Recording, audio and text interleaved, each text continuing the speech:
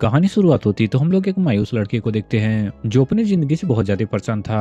अभी वो अपने दोस्त से बोलता है, मैं वैसे भी घर जाके क्या करूंगा, या टीवी देखूंगा या सो जाऊंगा। उसकी जिंदगी में कोई ऐसा नहीं था जो उसका घर पे इंतजार करे।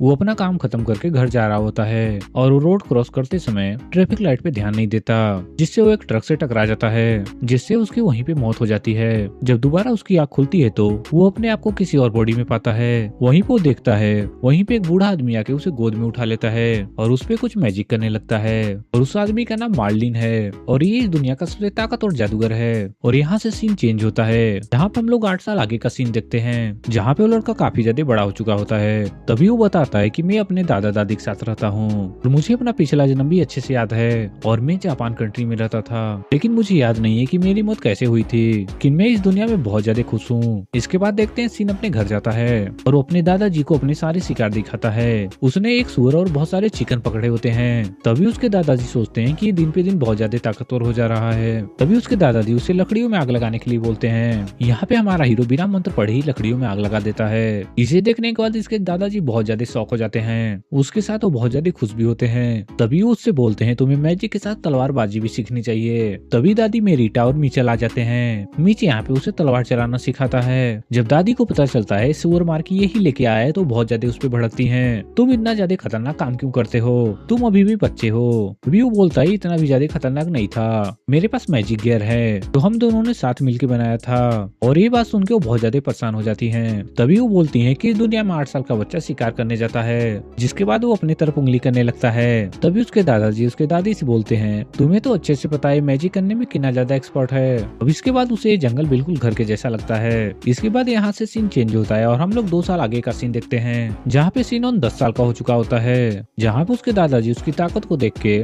उसे एक डीमन के शिकार पे लेके जाते हैं और यहीं पे वो समझाते हैं कि जादुई शक्तियाँ चारों तरफ फैली हैं। जो इन्हें कंट्रोल नहीं कर पाता वो हिंसक बन जाता है और बिना सोचे समझे सभी पे हमला करने लगता है, जिससे वो बहुत बुरा इंसान बन जाता है। इसे ही धीरे धीरे करके एक डीमन बन जाता है। भी उसके दादाजी बताते हैं, बहुत समय पहले एक इंसान हिंसक बन गया था, उसने पूरा एक शहर ही तबाह कर दिया, लेकिन आपने एक शहर को बचा लिया था, इसी वजह से आप वहाँ के हीरो हो। मैं सही बोल रहा हूँ ना दादाजी। तभी उसके दादाजी उसे सिखाते हैं कि हम लोग डीमन को कैसे पकड़ सकते हैं। वो अपनी शक्तियों को चारों दिशाओं में फैलाने लगते हैं। अगर वो शक्ति किसी भी चीज से टकराती है तो तुम्हें महसूस हो जाएगा कि उसका आकार कैसा है, जिससे तुम अंदाजा लगा सकते हो। इसी तरीके से बड़े जादूगर डीमन को खोजते हैं। इसे द सर्च मैजिक भी कहा जाता है। तभी वो बोलते हैं, हो सकता है तुम इस मैजिक को आसानी से ना सीख पाओ क्योंकि ये बहुत ज्यादा मुश्किल है। तभी दादाजी बोलते हैं, मुझे यकीन है तुम बहुत जल्दी से सीख लोगे। इनकी बात पूरी हो पाती तभी सीन इस मैजिक को देख के इसे चलाने का तरीका सीख लेता है। यहाँ वो जंगल के सभी जानवरों को देख पा रहा था और उसी के साथ अपने दादी को भी देख पा रहा था। तभी से यहाँ पे कुछ गलत लगता है और ये यहाँ पे घबरा जाता है। उसके दादाजी समझ जाते हैं कि इसने डीमन को डिटेक्ट कर लिया है। तभी सीन अपने दादाजी से बोलता है, हमें जल्दी जाके उस डीमन को रोकना चाहिए, अगर हमने ऐसा नहीं किया तो बहुत बुरा हो सकता है। इसके बाद दोनों भाग के उस डीमन की तरफ जाने लगते हैं, जिसे देखने के बाद सीन अपने तलवार को बाहर निकाल लेता है और सीधा उसके ऊपर अटैक करने लगता है। इससे पहले उसके दादाजी रोक पाते कि डीमन बहुत ज्यादा मजबूत है। उससे पहले सीन उसे मार के गिरा देता है, जिसे देखने के बाद उनके होश उड़ जाते हैं। तभी सीन अपने दादाजी के पास जाके कहता है, आप कुछ कह रहे थे क्या दादाजी। तभी वो बोलता है, मुझसे कुछ गलती हो गई क्या। तभी उसके दादाजी बोलते हैं, नहीं तुमसे कोई गलती नहीं हुई है, मुझे तो बस पुरानी बातें याद आ गई थी, तुमने बहुत अच्छा काम किया। ये बात सुनने के बाद सीन बहुत ज्यादा खुश हो जाता है। तभी उसके दादाजी बोलते हैं, तुमने अपने तलवार और जूतों पे ऐसा कौन सा जादू किया जिससे तुम इतने ज्यादा ताकतवर हो गए हो। तभी वो हंसने लगता है और यहाँ से सीन चेंज हो जाता है। तभी और दादाजी और उनके साथी बैठे होते हैं और उनसे बात कर रहे थे, लड़का दिन पे दिन बहुत ज्यादा ताकतवर हो जा रहा है। तभी वो बताते हैं कि उसने आज अकेले एक डीमन को मार डाला, उसे आज मेरी जरूरत भी नहीं पड़ी। तभी उसकी दादी बोलती है, मुझे लगता है कोई आम बच्चा नहीं है, मुझे लगता है किसी और दुनिया से आया है। फिर दादाजी कहते हैं, मुझे फर्क नहीं पड़ता और वो कौन है और कहाँ से आया है, वो मुझे दादा कहता है, मेरे लिए बस इतना ही काफी है और वो मुझसे बहुत ज्यादा प्यार करता है और मैं भी उसे अपना पोता मानता हूँ। और यहाँ से सीन चेंज होता है। यहाँ पे मिचेल उसे रोज तलवार चलाना सिखाता है और इसकी ट्रेनिंग दिन पे दिन बहुत ज्यादा हार्ड हो जा रही थी। तभी सीन के दादाजी उसे कुछ बताने के लिए एक पहाड़ी पे लेके जाते हैं। वहीं पे सीन कहता है, मुझे पता है कि मैं आपका असली पोता नहीं हूँ। तभी वो बोलते हैं, मुझे माफ करना, मैंने तुम्हें ये बात अभी तक नहीं बताई। जिसपे सीन कहता है, कोई बात नहीं, मुझे पहले से सब कुछ पता है। तभी वो बताते हैं, आज से 10 साल पहले डीमन ने गाँव को तबाह कर दिया था और वहाँ पे कोई भी जिंदा नहीं बचा। वहीं पे मुझे एक बच्चे की रोने की आवाज आई, जिसे देखने के बाद मैं बहुत ज्यादा हैरान हो गया। जहाँ पे कोई भी जिंदा नहीं बचा, ये बच्चा कैसे जिंदा है। अगर वो बच्चे को ऐसे ही छोड़ देते तो बच्चा मर जाता।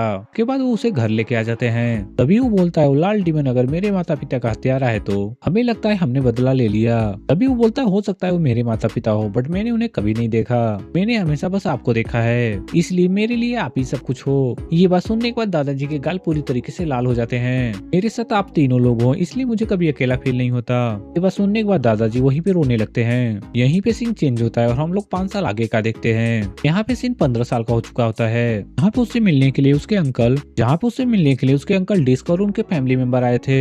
यहाँ पे अंकल डिस्क बोलते हैं अब तो तुम 15 साल के हो चुके हो, क्या करने का सोच रहे हो? जिसपे क्रिस्टीना बोलती है तुम काफी ज्यादा ताकतवर हो, इस वजह से तुम ऑर्डर में भी शामिल हो सकते हो और एक डीमन हंटर भी बन सकते हो। वो अभी तक इन कामों के बारे में जानता ही नहीं था, उसने अभी तक बाहर की दुनिया देखी भी नहीं थी। जिसके बाद बोलता है हाँ मुझे सब कुछ सीखना होगा, मुझे पैसे भी कमाने होंगे, उसे इस्तेमाल करना भी सीखना होगा और हमारे हीरो को अभी भी नहीं पता कि पैसे होते क्या हैं और उन्हें यूज कैसे करते हैं। ये बात सुनने के बाद सभी लोग शॉक हो जाते हैं और मेरिन की तरफ घूर के देखने लगते हैं। तभी मेरिन हंसते हुए बोलता है माफ करना मैं सब सिखाना तो भूल गया। यहाँ पे हमारा हीरो बोलता है कि मैंने मैजिक के सिवा कुछ नहीं सीखा। यहाँ पे अंकल डैन उसे टेस्ट करने के लिए एक ट्रेनिंग कैंप पे लेके जाते हैं। तभी दादाजी बोलते हैं तुम अपनी पावर की एक छोटी सी झलक दिखाओ। इसके बाद वो अपने मैजिक को एक्टिवेट करता है जिसे देखने के बाद सभी लोग शॉक हो जाते हैं। वो सभी लोगों ने इससे पहले ब्लू कलर का मैजिक देखा ही नहीं होता। जब वो अपने मैजिक से एक छोटा सा धमाका करता है तो वहाँ पे बहुत बड़ा होल हो जाता है। पावर देख के वहाँ पे सभी के होश उड़ जाते हैं। फिर सिन हंसते हुए बोलता है मैं बस इतना ही कर सकता हूँ क्योंकि अगर मैंने इससे ज्यादा किया तो धरती के 2 टुकड़े हो सकते हैं। ये सब देखने के बाद दादी दादा भी बहुत ज्यादा गुस्सा होती है। तभी वो बोलती है तुमने इस बच्चे को क्या बना दिया? तभी उसके दादाजी बोलते हैं मुझे माफ करना, मैं तो बस उसे नॉर्मल मैजिक सिखा रहा था, इसने खुद से ही ना ज्यादा पावरफुल मैजिक सीख लिया। और यहीं पे दादाजी अंकल लेन से बोलते हैं मैं इसे कहीं भी भेजने के लिए अभी तैयार नहीं हूँ और किसी को उसके पावर के बारे में पता चल गया तो सभी लोग इसको हासिल करने के लिए पागल हो जाएंगे। तभी अंकल डैन बोलते हैं ये काफी बड़ा हो चुका है, उसे दुनिया के दौर तरीके सीखने चाहिए। तभी अंकल डैन उन्हें सुझाव देते हैं कि अब मैजिक एकेडमी में दाखिला करा देना चाहिए। उन्हें वो पूरा विश्वास दिलाता है मैं सिन को कभी भी एक हथियार या किसी सेना के रूप में यूज नहीं करूंगा। ये बात सुनने के बाद सिन भी मान जाता है मैं मैजिक एकेडमी जाऊंगा बट मुझे नहीं पता वहाँ पे आखिर होता क्या है, लेकिन फिर भी मैं वहाँ पे जाने के लिए भी ज्यादा एक्साइटेड हूँ। उसी के साथ अंकल डैन ये भी कहते हैं मैं इंट्रेंस एग्जाम खुद ही क्लियर करना होगा, मैं तुम्हारी उस पर कोई भी मदद नहीं कर सकता। दरअसल वो एक किंग है, उसकी राज की सीमा वहाँ पे नहीं लगती। ये दोनों जिनके साथ हैं वो सिक्योरिटी गार्ड हैं। इसके दिमाग में केवल एक सवाल था मेरे दादा जंगल में रहते हैं, कोई किंग उन्हें कैसे जानता है? तभी अंकल डिस उन्हें बताते हैं तुमने शायद एक कहानी सुनी होगी, पूरे एक शहर को एक डीमन ने तबाह कर दिया था और उसे रोकने वाला कोई नहीं था। तभी वहाँ पे 2 सूरवीर आते हैं और उसे मार गिराते हैं और वो दोनों सूरवीर कोई और नहीं तुम्हारे दादा दादी हैं और वहाँ के लोगों को आजादी दिला देते हैं। दरअसल ये घटना मेरे ही देश में हुई थी, हम लोगों को बचाने वाले तुम्हारे दादा ही थे। उन दोनों ने अपने शानदार मैजिक की मदद से उस डीमन को एक ही बार में खत्म कर दिया। यहाँ से सीन चेंज होता है और सभी लोग कैपिटल की तरफ जा रहे होते हैं। यहाँ पे उन्हें चलते चलते आधा महीना बीत जाता है। सीन अपने दादाजी से पूछता है आपके पास कैपिटल में कितना बड़ा घर है? तभी उसके दादाजी बोलते हैं मुझे नहीं पता, मैंने उस तोपे को अभी तक देखा ही नहीं। जिसके बाद वो लोग कैपिटल के अंदर जब पहुँचते हैं तभी एक गार्ड उन्हें रोक लेता है, अगर तुम्हें अंदर जाना है तुम्हें अपना ID कार्ड दिखाना होगा जैसे हमें आधार कार्ड दिखाना होता है। तभी वो बोलता है मैं देखने के बाद ही तुम्हें अंदर भेजूंगा। इसके बाद वो दोनों अपना कार्ड दिखाते हैं, इसे देखने के बाद वो बहुत ज्यादा घबरा जाता है, मुझे माफ करना आप दोनों तो महान लोग हो। वे बात किंगडम के लोगों को पता चलती है तो वो सभी लोग भाग के उनकी तरफ आ जाते हैं। तभी वो बोलते हैं तुम हमारा काम जल्दी करो, यहाँ पे बहुत ज्यादा भीड़ लग जाएगी। वो लोग मेंशन पहुंचते हैं तो उनका बहुत अच्छे से स्वागत होता है। तभी सिंह के दादाजी उससे बोलते हैं तुम बैठे बैठे काफी ज्यादा बोर हो गए होगे। वो बोलते हैं जाओ शहर में घूमे आओ। जिसके बाद सिंह शहर को बहुत अच्छे से घूम रहा होता है और ये यहाँ पे घूमते घूमते खो जाता है। तभी वो एक गली में पहुंचता है जहाँ पे कुछ गुंडे एक लड़की को परेशान कर रहे होते हैं। तभी सिंह उन्हें मना करता है एक लड़की को छेड़ने के लिए। तभी वो बोलते हैं कि तू कहाँ से आया बे, यहाँ से पतली गली पकड़ के निकल ले। तभी वो बोलता है तू शायद जानता नहीं हम लोग हैं कौन और हम लोग बहुत ज्यादा खतरनाक हैं। ये बात सुनने के बाद सीन बहुत अच्छे से उनकी धुलाई करता है, उन्हें एक एक करके बहुत बुरी तरीके से पीटता है। उतनी देर में यहाँ पे एक और लड़की आ जाती है और वो सीन से बोलती है तुम्हारा शुक्रिया हमें बचाने के लिए। इस देखने के बाद सीन के गाल पूरी तरीके से लाल हो जाते हैं। तभी वो बोलता है तुम कितनी ज्यादा क्यूट हो। उसके बाद वो लोग अपना नाम बताते हैं, तो अपना नाम मारिया बताती है तो दूसरे का नाम सिसिली बताती है। तभी मारिया बोलती है हम उन्हें आसानी से हरा देते अगर हमने मैजिक का यूज किया होता तो। ये बात सुनने के बाद सीन उनसे पूछता है क्या तुम लोग मैजिक एकेडमी में एडमिशन ले रहे हो? तभी वो लोग बोलते हैं हाँ हमने अभी हाल में ही एडमिशन लिया है। तभी बोलता है मैं भी मैजिक एकेडमी में एडमिशन लेने जा रहा हूँ। के बाद वो लोग कहती हैं मुझे लगा तुम एक टीचर हो। तभी सीन उनके साथ दोस्ती का हाथ बढ़ाता है क्योंकि उन्हें एक ही एकेडमी में पढ़ना था। यहीं पे सिसिली काफी ज्यादा शर्मा जाती है। तभी वो बोलती मुझे पता चला है कि इस शहर में दो लेजेंड आए हैं, टिल्डा और मार्लिन। जिसपे सिन बोलता है हाँ सुना तो मैंने भी है। अभी वो बोलती है हाँ तुम्हें पता है उनका पोता भी इंट्रेंस एग्जाम देने वाला है, मुझे तो अभी से सब्र नहीं हो रहा है, तो उससे कब मिल पाऊंगी। जिसके बाद सीन यहाँ से उठ के चला जाता है। इसके बाद हम लोग अगले दिन का सीन देखते हैं। यहाँ पे सीन एग्जाम देने के लिए आता है। जब वो अपने रोल नंबर चेक कर रहा होता है वहीं पे एक लड़का आता है, वो उसे हटने के लिए वहाँ पे कहता है। उसके बाद तो उसे वहाँ का गुंडा लग रहा था, लेकिन सीन को ये बात बिल्कुल अच्छी नहीं लगती। जिसके बाद सीन उसे पकड़ के नीचे गिरा देता है। तभी वो बोलता है कि मेरा नाम कैट है, मैं बहुत बड़े घर का लड़का हूँ, तुम्हें छोड़ूंगा नहीं, इसका बदला तो मैं लूंगा ही। इतनी देर में वहाँ पे अगस्त नाम का लड़का आ जाता है। तभी वो लड़का वहाँ पे आके बोलता है अगर तुम ये सब बात बोल रहे हो तो तुम अपने परिवार की इज्जत को कम कर रहे हो। जिसके बाद कैट उससे माफी मांगता है और वो वहाँ से चला जाता है। भी वो बोलता है क्या तुम अंकल डिस्क के बेटे हो, जिसे सुनने के बाद सभी लोग शौक हो जाते हैं। यहीं पे अगस्त हंसने लगता है। तभी वो बोलता है आज से पहले मुझे इस नाम से किसी ने नहीं बुलाया था, तो हम लोग कजन हुए। और दूसरी तरफ हम दोनों लड़कियों को देखते हैं। तभी वो बोलती है अगस्त का इतना अच्छा दोस्त कैसे बन गया। के बाद सभी लोग एग्जाम हॉल में पहुंच जाते हैं। वहाँ पे एक लड़का बोल रहा होता कि मैंने अपने उम्र की लड़कियों को मैजिक करते हुए आज तक पहले नहीं देखा। उसके सामने एक लड़का मैजिक करता है। तभी वो बोलता है क्या एक मैजिक है, ये मैजिक नहीं ये तो एक बकवास है। इसके बाद सभी लोग एक एक करके अपनी मैजिक स्किल दिखाते हैं। स्पेसिन सोचता है कि मैं सच बताऊं तो ये मैजिक बिल्कुल बकवास है, ये लोग तो मैजिक के नाम पे भी कलंक है। ये चीज देखने के बाद उन्हें उसके ऊपर बहुत ज्यादा अफसोस होता है। तभी टीचर उसके तरफ देखती हैं और बोलती हैं क्या हुआ, कुछ प्रॉब्लम है क्या, अब तुम्हारा नंबर है। इसके साथ टीचर ये भी बोलती हैं तुम्हारे बारे में हमें महाराज ने पहले ही बता दिया है, यहाँ पे तुम अपनी शक्तियों को कंट्रोल में रख के ही दिखाना, कहीं तुम पूरी एकेडमी ना उड़ा दो। यहाँ पे अपने सबसे कमजोर अटैक को दिखाता है। इसे देखने के बाद यहाँ पे सभी के होश उड़ जाते हैं। और इसके बाद हम लोग अगले दिन का सीन देखते हैं। यहाँ पे सीन ने एंट्रेंस एग्जाम में टॉप किया होता है। जब ये बात एकेडमी में टीचरों को पता चलती है वो पीसमैन का पोता है, तो वहाँ पे उसे बुक और स्पेशल नोट्स भी दिए जाते हैं। दूसरी तरफ हम लोग कैट को देखते हैं जो सीन से बदला लेने की सोच रहा होता है। और दूसरी तरफ हम लोग सीन को देखते हैं जो अपने इन्फॉर्म को बड़े ध्यान से देख रहा होता है, क्योंकि उसके ऊपर मैजिक किया होता है। लेकिन सीन को मैजिक कुछ खास नहीं लगता। इसके बाद वो उस मैजिक को चेंज कर देता है। जिसके अगले दिन सीन स्कूल जाने के लिए तैयार हो जाता है। जिसके बाद कुछ लोग उसे लेजेंड के साथ देख के हैरान हो जाते हैं, भाग के उनसे मिलने के लिए आते हैं। इसके बाद हम लोग एकेडमी की सेरेमनी का सीन देखते हैं। यहाँ पे सीन को एक स्पीच देनी होती है क्योंकि वो इस साल का टॉपर था। यहाँ पे बहुत बड़े बड़े लोग आए थे, उसकी स्पीच सुनने के लिए आए होते हैं। टीचर उसका नाम लेके बुलाती हैं, तब क्लास में सन्नाटा छा जाता है। यहाँ पे सबको पता चल जाता है वो बिस्मैन का पोता है और वो यहाँ पे बहुत अच्छी स्पीच देता है। वो स्पीच सभी को अच्छी लगती है सिवाय एक लड़के के। स्पीच खत्म होने के बाद मारिया सिन के पास आती है और उसे अपनी परेशानी बताती है। दरअसल सिसली को कोई परेशान करता है और इतनी देर में यहाँ पे कट आ जाता है, जिसे देखने के बाद सिसली कांपने लगती है। कैट उसका हाथ पकड़ने की कोशिश करता है लेकिन सिन उसे दूर कर देता है, जिसे देखने के बाद सिन समझ जाता है कि इसे परेशान करने वाला कोई और नहीं यही है। ये अपने पिता के ओहदे का फायदा उठाता है और बच्चों की रैगिंग करता है। तभी हमें बड़े सीक्रेट के बारे में पता चलता है। कर्ड ने उसे धमका के उससे जबरदस्ती एंगेजमेंट की होती है, लेकिन सिजली को बिल्कुल पसंद नहीं था।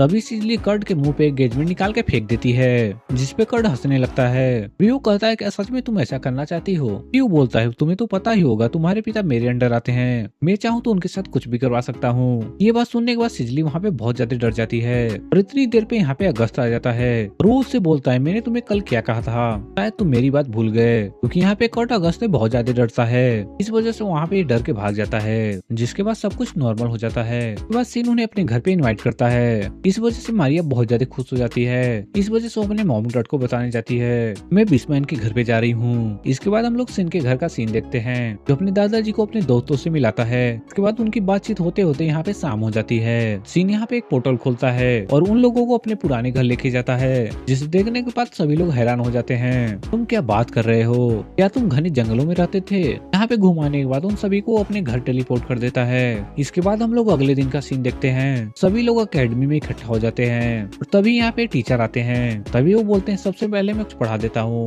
इसके बाद तुम लोगों को मैं अकेडमी के बारे में बताऊंगा। तभी वो बताते हैं मेन गेट है जहाँ पे बिल्डिंग को दो भागों में बांटा गया है, जहाँ पे एक गेट में उन्हें मैजिक सिखाया जाता है और दूसरे गेट में मैजिक का प्रैक्टिकल करके दिखाया जाता है। चाहो तो आप वहाँ पे फिजिकल ट्रेनिंग भी कर सकते हो। वहाँ की लड़की अकेले सन से कहती है क्या तुम कोई ग्रुप ज्वाइन करने वाले हो। वो बोलता है मैं इसके बारे में अभी तक सोचा ही नहीं हूँ। तभी अगस्त कहता है रहने दो, तुम्हारे लेवल का यहाँ पे कोई ग्रुप नहीं है, तुम ऐसा क्यों नहीं करते, तुम खुद ही ग्रुप बना लो। इस बात के लिए टीचर भी मान जाते हैं। यहीं पे अगस्त बोलता है देखना बहुत शानदार होगा कि तुम किस तरीके का ग्रुप बनाते हो। ये बात सुनने के बाद वहाँ पे जितने लोग होते हैं वो सभी लोग उनके ग्रुप में आना चाहते हैं। तभी सिन टीचर से कहता है हम ग्रुप किस तरीके से बना सकते हैं, उसका प्रोसेस क्या होता है। फिर उसके टीचर बोलते हैं तुम्हें 6 लोगों से ज्यादा को जोड़ना होगा। इसके बाद वो बोलते हैं मैं सब कुछ संभाल लूंगा। तभी सिजली बोलती है अगर तुम नया ग्रुप बनाओगे तो उन दोनों को जोड़ना मत भूलना। यहीं पे थॉर नाम का लड़का कहता है कि अगर तुम ग्रुप के लीडर बनते हो तो हमें उस ग्रुप में क्या करना होगा। इतने सारे सवाल सुन के उसका दिमाग खराब हो जाता है। लेकिन यहाँ पे उनके क्लासमेट को ही चिंता थी कि वो अपने ग्रुप का नाम क्या रखेंगे। तभी उनमें से एक लड़की बोलती है हम अपने ग्रुप का नाम स्टडी मैजिक ग्रुप रखेंगे। यहाँ पे सिन को ये नाम बिल्कुल अच्छा नहीं लगता, लेकिन बाकी लोगों को ये नाम बहुत अच्छा लगता है। इसके बाद हम अंकल डिस और कुछ लोगों को देखते हैं। वो चर्चा कर रहे थे कि कुछ समय में डिमन की जनसंख्या बहुत ज्यादा बढ़ गई है, अगर ऐसा कुछ है तो किंगडम बहुत ज्यादा खतरे में है। लेकिन यहाँ पे हादसे की खतरे नहीं आ रही थी। के बाद वो पूछते हैं कि इसका मतलब क्या है। इस बात पे डोमिनिक कहता है उनकी जनसंख्या धीरे धीरे बढ़ रही है, मुझे लग रहा है कि कोई उन्हें बना रहा है, ये कोई नॉर्मल मामला नहीं है, मैं इसकी जड़ तक जाना होगा।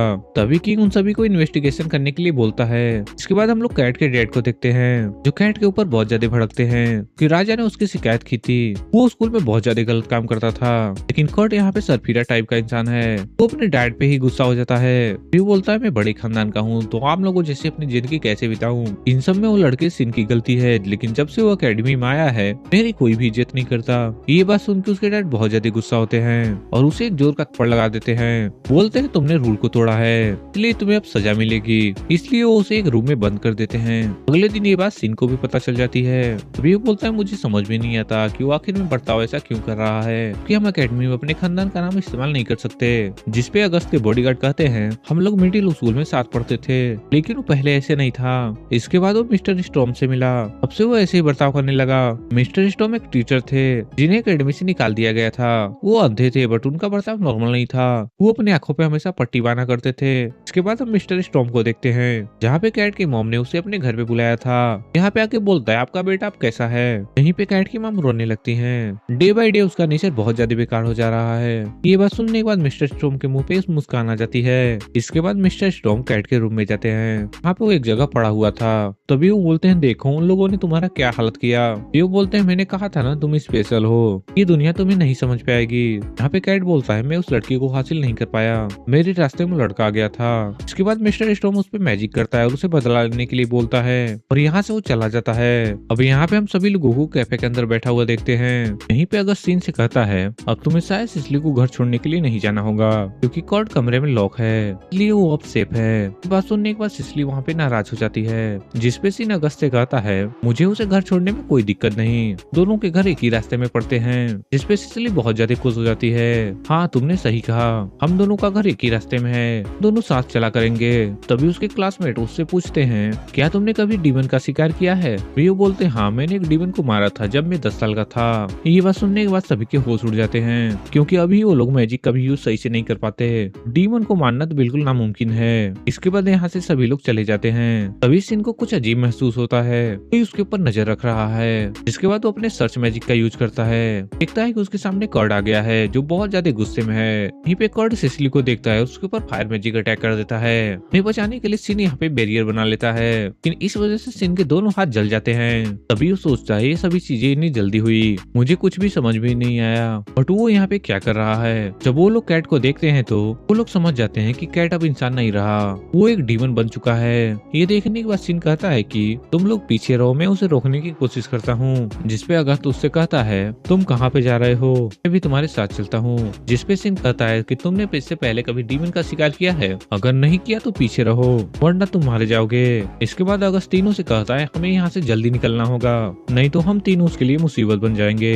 जब सब लोग यहाँ से चले जाते हैं तो तभी सिन बोलता है कि बहुत हुआ, चलो आ जाओ। यहीं पे सिन कैट के ऊपर हमला करता है, बट कैट को इस हमले से कोई फर्क नहीं पड़ता, अपने आप को आसानी से रिकवर कर लेता है। यहाँ पे सिन अपना खतरनाक मैजिक उसके ऊपर इस्तेमाल नहीं करना चाहता क्योंकि उससे उसकी एक ही बार में मौत हो जाएगी। यहीं पे कैट बोलता है कि मैं तुम्हें खत्म कर दूंगा। ये सुनने के बाद सिन बहुत ज्यादा हैरान हो जाता है क्योंकि उसने जीवन में पहली बार किसी बोलते हुए डीमन को देखा था। इसके बाद कैट उसके ऊपर बहुत खतरनाक हमला करता है। सिन उसके मैजिक से बड़ी आसानी से बच जाता है और उसके ऊपर थंडर मैजिक का इस्तेमाल करता है। उस अटैक से कैट तड़पने लगता है। पीयू समझ जाता है कि कैट अभी तक पूरी तरीके से डीमन नहीं बना, उसे इंसान बनाने का तरीका ढूंढना होगा, उसे वो ज्यादा देर तक नहीं रोक सकता। इसके बाद कैट उसके ऊपर दोबारा हमला करने लगता है।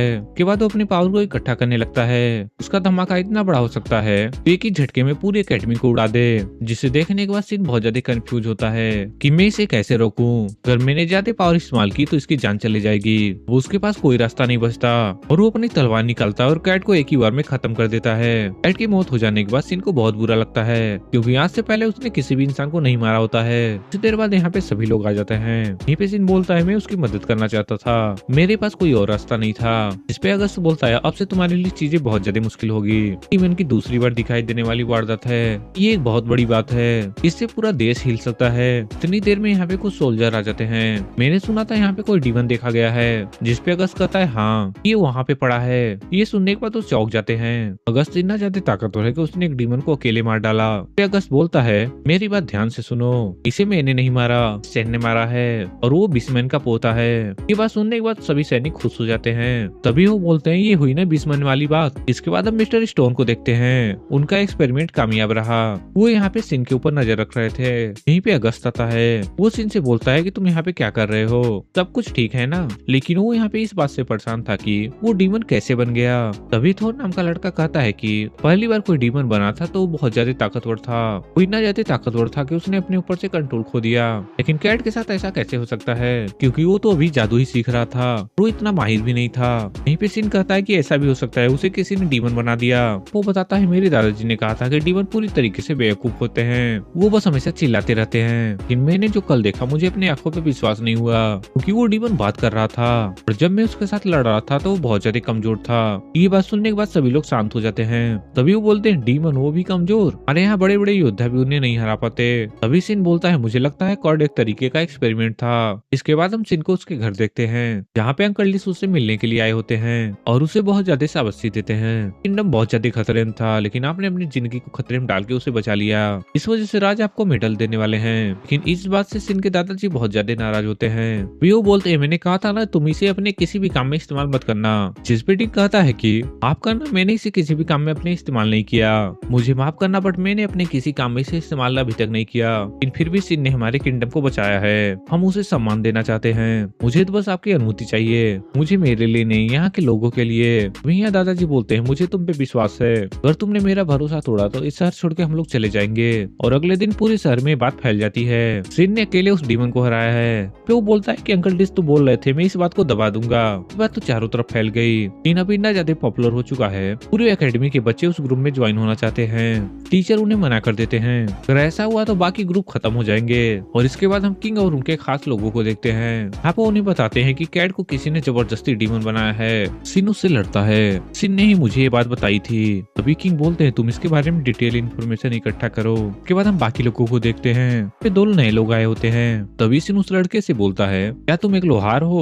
वो बोलता है कि मैं एक नया हथियार बनाने की सोच रहा था, जिससे वो घबरा जाता है। वो बोलता है नहीं तुम्हारी तलवार तो डीमन को हरा सकती है, मैं तो केवल चाकू तलवार बना सकता हूँ। मैं अभी भी नौसिखिया हूँ, तो मुझे यकीन है मैं धीरे धीरे करके सीख जाऊंगा। जिसके बाद सीन बताता है कि मैंने तो केवल साधारण तलवार का यूज किया था, मैंने उसमें कुछ मैजिक भर दिया था कि वो तलवार टूटे ना। जिसके बाद वो उसे एक तलवार देता है और बोलता है मैं इसमें सुधार करवाना चाहता हूँ। अभी यहाँ पे एक यूरी नाम की लड़की आ जाती है। वो बोलती है मुझे लगता था कि मैं ही अच्छे से मैजिक का यूज कर पाती हूँ, बट अब तुम्हें देख के मुझे लगता है मैंने अभी तक कुछ भी नहीं सीखा।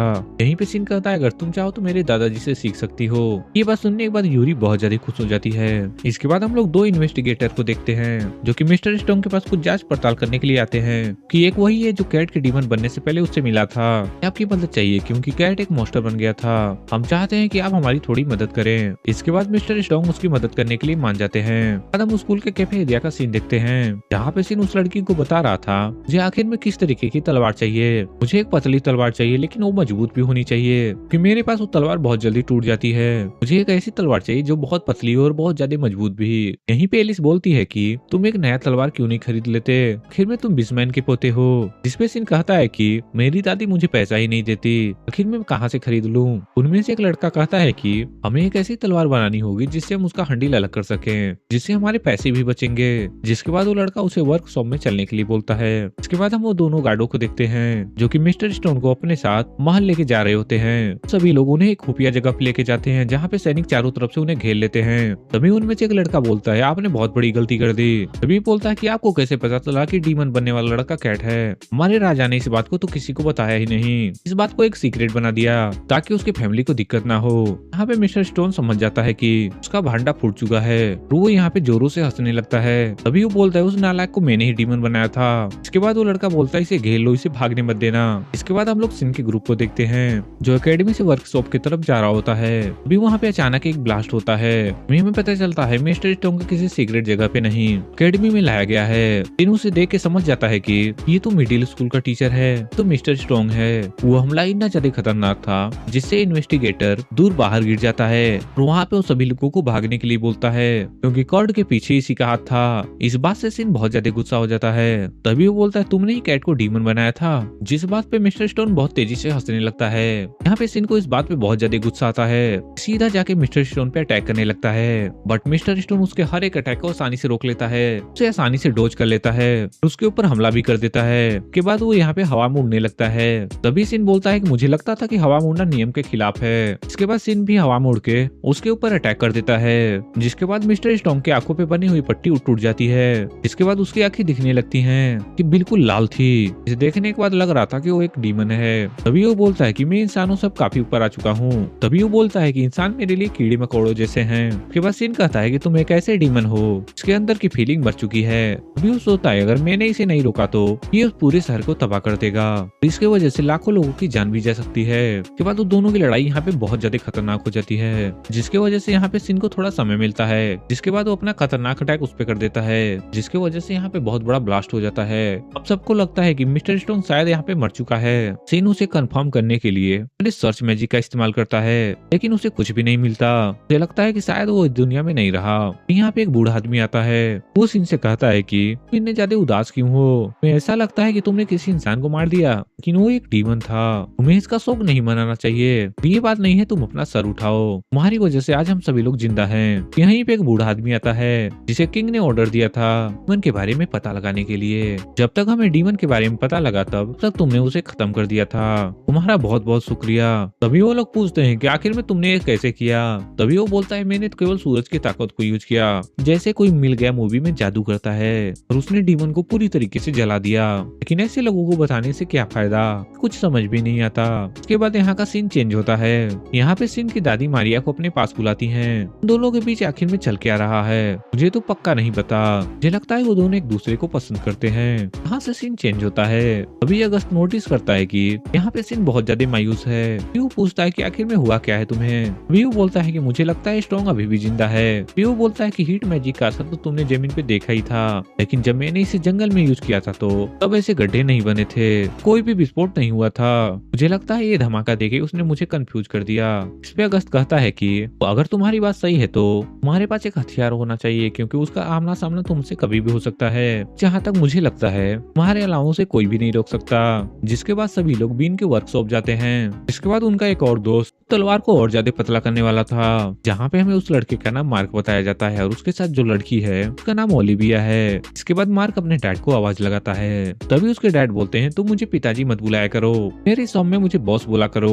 वो आदमी अगस्त को देखता है। देखने के बाद वो बहुत ज्यादा डर जाता है। अरे राजकुमार, आप यहाँ पे कैसे आ गए? अगर आप मुझे बता देते तो मैं वहीं पे आ जाता। तभी अगस्त बोलता है, कोई बात नहीं, मुझे अपने दोस्त के लिए एक तलवार बनानी है। जिसपे वो आदमी कहता है कि अरे इस बच्चे के लिए एक तलवार भी चाहिए? मेरा मतलब है इस नौजवान लड़के के लिए। तभी वो बोलता है, शायद मैं तुम्हारी मुलाकात इसे करवाना भूल गया, ये है बिस्मैन का पोता सीन। जिससे वो आदमी सुन के वहाँ पे बहुत ज्यादा घबरा जाता है। जिसके बाद उन्हें पता चलता है ये वही है जिसने डीमन को हराया होता है। तभी वो बोलते हैं, इस लड़के के लिए हम तलवार क्या, हम अपनी जान भी दे सकते हैं, क्योंकि ये हमारे यहाँ का हीरो है। इसके बाद हम एक दूसरे महल को देखते हैं, जहाँ पे राजा के पास एक खबरी बताता है, हमारे दुश्मनों के ऊपर डीमन ने अटैक कर दिया है। इसके वजह से उनके राज्य में डर का माहौल है। ये बात चारों तरफ फैल चुकी है। इसके बाद वहाँ का राजा बहुत ज्यादा खुश हो जाता है और बोलता है कि यही मेरा मौका है उस किंगडम पे अटैक करके राज करने का। इसके बाद हम दूसरी तरफ सीन और उसके दोस्तों को देखते हैं। वहाँ पे वो सभी लोग वर्कशॉप से बाहर निकल रहे होते हैं। तभी सीन उसकी नजर एक ज्वेलरी स्टोर पे जाती है, जिसपे सीन सिसली से कहता है कि मैं सोच रहा था तुम्हारे लिए कुछ बाई कर लूं। ये बात सुनने के बाद सिसली शर्म के मारे लाल हो जाती है। तभी वो लोग स्टोर के अंदर जाते हैं और सिसली से बोलता है, जो तुम्हें पसंद है वो तुम खरीद लो। अभी तो इसके पास नया तलवार खरीदने के लिए पैसे नहीं थे, तो इतने पैसे कहाँ से आ गए। यहीं पे सिसिली बोलती है मुझे अच्छा लगेगा तुम अपने पसंद से मेरे लिए कुछ खरीदो। इसके बाद सीन एक रिंग को बाई करता है और उसे पहना देता है। यहाँ से सीन चेंज हो जाता है और यहाँ पे हम लोग एक डिस्क महल को देखते हैं जहाँ पे सीन को बुलाया गया होता है क्योंकि वो सभी के सामने उसे सम्मानित करना चाहते थे, उसे मेडल पहनाना चाहते थे। सम्मानित किया जाता है। यहाँ पे किंग सबको बताते हैं कि मेरे दोस्त बिस्मैन का पोता है। मैंने अपने दोस्त से वादा किया था मैं कभी भी इसे अपने फायदे के लिए इस्तेमाल नहीं करूंगा। इसके बाद हम अगले दिन का सीन देखते हैं जहाँ वो जैसे ही घर से बाहर निकलता है बहुत सारे लोगों की भीड़ होती है। सीन इतनी ज्यादा भीड़ देख के वहाँ पे बहुत ज्यादा परेशान हो जाता है। वो तुरंत ही अपना गेट बंद कर देता है जिसपे मारिया कहती है कि राज के बहुत सारे लोगों से तुम्हें राजा ने नहीं मिलाया, वो लोग कल से ही तुम्हारे दरवाजे पे बैठे हुए हैं। बोलते हैं कि ऐसा चलता रहा तो हम लोग कभी एकेडमी नहीं पहुंच पाएंगे। यहाँ पे सीन एकेडमी के लिए सीधा एक पोर्टल खोल देता है। तभी उसके क्लासमेट बोलते हैं तुम अचानक से यहाँ पे कैसे आ गए। तभी वो अपने दोस्तों को बताता है कि मेरे घर के बाहर बहुत सारी भीड़ लगी हुई है, वहाँ पे बहुत सारे लोग खड़े हुए हैं, वहाँ से मैं कभी नहीं निकल पाऊंगा, इसलिए मैंने सोचा कि हम लोग डायरेक्ट एकेडमी ही पहुंच जाते हैं। जिसके बाद वो क्लास के सभी लड़कों को एक लीडर की तरह समझाता है हमारे साथ अभी काफी हादसे हुए हैं, जिसके बाद हम सभी लोग अपना लेवल अप करें ताकि आने वाले खतरे के लिए हम पूरी तरीके से प्रिपेयर हो। यहाँ पर मैजिक के बारे में उन सभी लोगों को बताता है। उन सभी के चेहरे देख के सीन समझ जाता है कि मैंने अभी तक उन्हें जो भी समझाया उन्हें कुछ भी समझ में नहीं आया और उन्हें बिल्कुल पल्ले नहीं पड़ा। इसके बाद वो उन्हें प्रैक्टिकल करके दिखाता है। जिसके बाद वो यहाँ पे मारिया को बुलाता है तुम यहाँ पे एक बैरियर बनाओ। भी वो बोलता है ये बैरियर तुम्हारा किसी काम का नहीं है, ये बहुत ज्यादा पतला है, ये किसी भी मैजिक को ज्यादा समय तक नहीं रोक पाएगा। वहीं पे वो सिसिली को बुलाता है तुम यहाँ पे अपना डिफेंस मैजिक यूज करो। और वो यहाँ पे सभी को बताता है मिस्टर स्ट्रॉन्ग ने मेरे पहले अटैक को रोका था तो उसने मैजिक बैरियर का इस्तेमाल किया था। वो इस बारे में सबको इसलिए बता रहा था ताकि वो लोग कम से कम अपनी जान भी बचा सके। अगर तुम सही से इसका इस्तेमाल करोगे तो तुम किसी भी मैजिकल पावर को रोक सकते हो।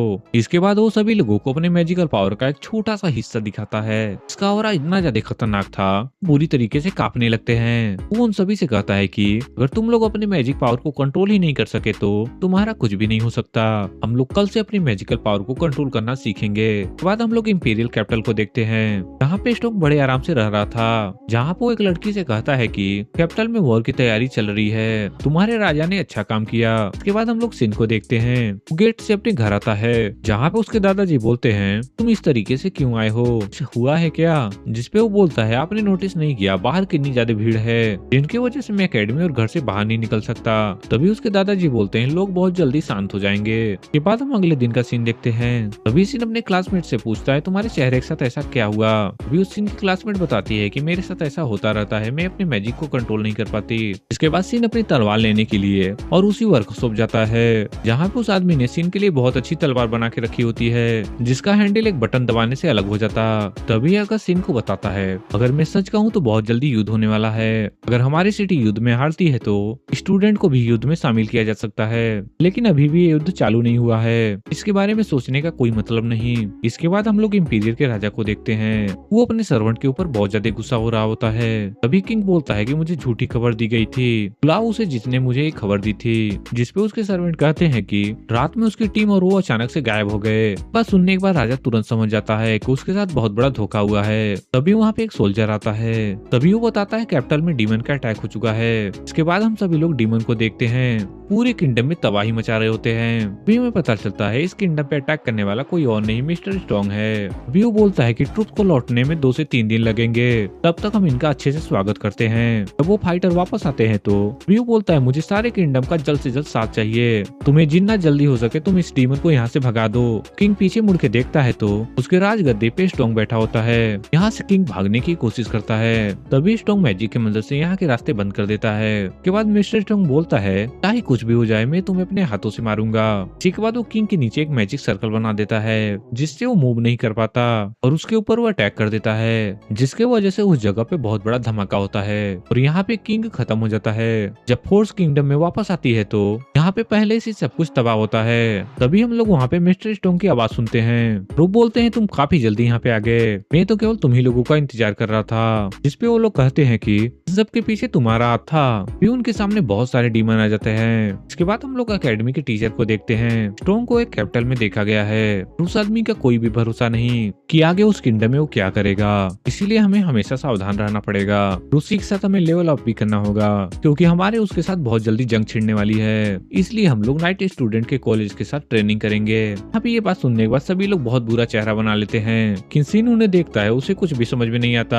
यहाँ पे मारिया उसे बताती है कि नाइट स्कूल के बच्चे बहुत ज्यादा बुरे हैं, हमारी उनकी कभी भी नहीं बनती। तभी मारिया सिन से कहती है तुम मैजिक स्कोर दोनों को यूज कर सकते हो। क्यों बोलती है क्या तुम्हें किसी ने ट्रेनिंग दी है क्या? जिसपे सिन उन्हें बताता है मेरे अंकल मिचेल मुझे ट्रेनिंग दिया करते थे, लेकिन वो बहुत ज्यादा खतरनाक टीचर हैं। ये बात सुनने के बाद वो लोग बहुत ज्यादा शौक हो जाते हैं। अभी वो लोग बताते हैं कि मिचेल दुनिया का सबसे खतरनाक स्वॉर्डमैन है। यहाँ से सीन चेंज होता है और हम लोग कैपिटल के बाहर का सीन देखते हैं, जहाँ पे सभी लोग ज्वाइंट ट्रेनिंग के लिए आए होते हैं, जहाँ पे उन्हें जंगल के अंदर जाके कुछ डीमन को मारना था। यहाँ पे 4 का ग्रुप बनता है। यहाँ पे 4 स्टूडेंट नाइट कॉलेज के और 4 स्टूडेंट मैजिक कॉलेज के। यहाँ पे नाइट कॉलेज के लड़के इन्हें बहुत ज्यादा कमजोर समझ रहे थे, क्योंकि वो लोग मैजिशियन हैं। ये लोग तलवारबाज जो कि अपनी ताकत से युद्ध जीतते हैं। यहीं पे से उन सबसे कहता है क्या तुमने कभी एक डीमन को मारा है? के बाद उन्हें लगता है ये हमारे साथ शो ऑफ कर रहा है। उनमें से एक लड़की उस पर बहुत ज्यादा गुस्सा हो जाती है, जिस पर सिन उससे कहता है कि तुम शायद गलत समझ रही हो, ऐसा इसलिए पूछ रहा था कि ताकि तुम किसी मुसीबत में ना फंसो। जिसपे वो लड़की और ज्यादा गुस्सा हो जाती है।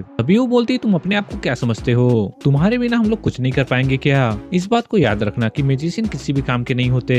जिस पर सिन उन्हें बताता है मैं तो तुम्हारे भले के लिए बोल रहा था, पर तुमने मेरी बात नहीं मानी, तुम वहाँ पे मर सकते हो। जिसपे वो लड़की बोलती है तुम अपने बकवास को बंद करो, डीमन को हराने के लिए हमारा नाइट कॉलेज ही काफी है। अभी अगस्त यहाँ पे कहता है कि तुम्हें अपनी पावर पे इतना ही घमंड है तो हम लोग तुम्हारे साथ नहीं लड़ेंगे। जिसके बाद वो लोग बीच जंगल में जब पहुंचते हैं, वहाँ पे उन्हें मार्क और क्रिस्टीना भी मिलते हैं, क्योंकि उनकी ट्रेनिंग में मदद किया करते थे। के बाद वो लोग उनकी ट्रेनिंग में मदद भी करने वाले हैं। के बाद वो लोग अलग अलग टीम बना के जंगल के अंदर जा ही रहे होते हैं। तभी उन्हें सर्च मैजिक की मदद से एक डीमन मिलता है, जो कि उनके काफी पास था। तभी नाइट क्लब के ऊपर एक डीमन अटैक कर देता है। इसपे वो लोग घमंड से बोलते हैं मुझे इसमें किसी की जरूरत नहीं, तो ऐसे भी इसे आसानी से हरा देंगे, हम लोग अकेले ही एक डीमन को मार सकते हैं। इसके बाद वो लोग डीमन को घेर के उसके ऊपर अटैक करते हैं, लेकिन वो डीमन बहुत ज्यादा स्ट्रॉन्ग था। यहाँ पे वो डीमन उन्हें बहुत बुरी तरीके से पीटता है। इसे देखने के बाद वो लोग समझ जाते हैं कि सिन ने शायद सही कहा था, किसी भी टीम को इसे अकेले मारना बिल्कुल आसान नहीं है। यहाँ पे वो डीमन उन लोगों की जान लेने वाला ही होता है। भी पीछे से सिन आता है, उस डीमन को एक ही बार में खत्म कर देता है। उसके बाद सिजली जितने भी लोग जख्मी होते हैं उन्हें रिवाइव करती है। इसके बाद सभी लोग हील हो जाते हैं। तब वो लड़के सिजली को देखते हैं तो उसके पीछे पागल हो जाते हैं। ये सब देखने के बाद सिन को बहुत ज्यादा गुस्सा आता है, क्योंकि वो लोग सिजली की बहुत अच्छे तरीके से खातिरदारी कर रहे होते हैं। थोड़े समय बाद उन्हें यहाँ पे काफी ज्यादा डीमन महसूस होते हैं। पे कुछ और लोग भाग के आते हैं। यहाँ पे वो लोग उन्हें भागने के लिए बोलते हैं, क्योंकि उनके सामने हजारों की तादाद में डीमन होते हैं। देखने के बाद तो सभी लोग डर जाते हैं, लेकिन यहाँ पे सिन बिल्कुल नहीं डरता। वो यहाँ पे सभी को जाने के लिए बोलता है। तभी वो बोलता है मैं अकेले इन सबको संभाल लूंगा।